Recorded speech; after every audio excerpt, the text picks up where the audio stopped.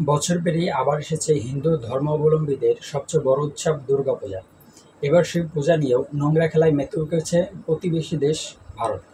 হাজারো ছাত্র জনতাকে গণহত্যাকারী খুনি শেখ হাসিনাকে আশ্রয় দেওয়া দেশটি এবারের পূজা উৎসবে বাংলাদেশের প্রধান উপদেষ্টা ডক্টর মোহাম্মদ ইউনূসের মুখ ব্যবহার করে বানিয়েছে অসুরের মূর্তি। শুধু তাই নয়, পাকিস্তানের প্রধানমন্ত্রী শাহবাজ শরীফ ও যুক্তরাষ্ট্রের প্রেসিডেন্ট ডোনাল্ড ট্রাম্পের নামও রয়েছে এই তালিকায়। হিন্দুদের পুরাণ অনুযায়ী অসুরের অত্যাচারে পরাজিত হয়ে দেবতারা স্বর্গলোক ছেড়ে পালিয়েছেন। হিন্দুরা বিশ্বাস করে যুগে যুগে অশুভ শক্তিকে বিনাশ করতে এভাবে প্রতি বছর পৃথিবীতে আসেন তাদের দেবী। তবে কি ইউনূস শাহবাজের নেতৃত্ব ও দুই দেশের পারস্পরিক সম্পর্ক দেখে ভয় পাচ্ছে প্রতিবেশী দেশ ভারত? এবারের পূজায় পশ্চিমবঙ্গের মুর্শিদাবাদের একটি মণ্ডপের বেশ কয়েকটি ছবি ও ভিডিও সামাজিক যোগাযোগ মাধ্যমে বেশ ভাইরাল হয়েছে। কারণ সেখানে অসুরের রূপে বিশ্বের বেশ কয়েকজন রাজনৈতিক নেতার মুখ অবয়ব ব্যবহার করা হয়েছে।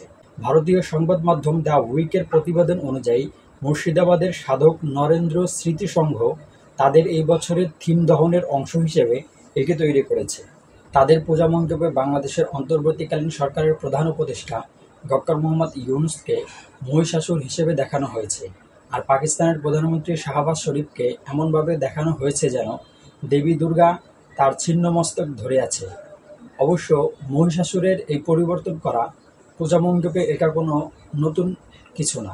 কিছুদিন আগে কলকাতার খাগড়া শ্মশানঘাট পূজা কমিটি মহিষাসুরের বদলে মার্কিন প্রেসিডেন্ট ডোনাল্ড ট্রাম্পের মুখের একটি প্রতিমা তৈরি করেছিলেন।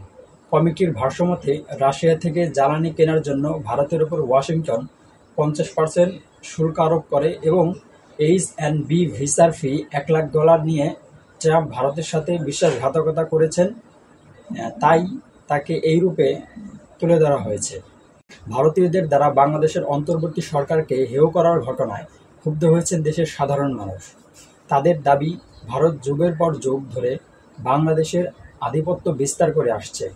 তবে শেখ হাসিনা পতনের পর দিল্লি থেকে বাংলাদেশের নিয়ন্ত্রণ সফল হয়নি এবং পাকিস্তান ও বাংলাদেশের নতুন সম্পর্ক মেনে নিতে পারেনি মোদি শাসিত দেশ ভারত। তবে প্রকাশ্যে বাংলাদেশ সরকারকে শত্রু ভেবে নিয়েছে। দুর্গাপূজার মাধ্যমে হিন্দুরা মন্দের বিরুদ্ধে ভালোর জয়কে উদযাপন করে।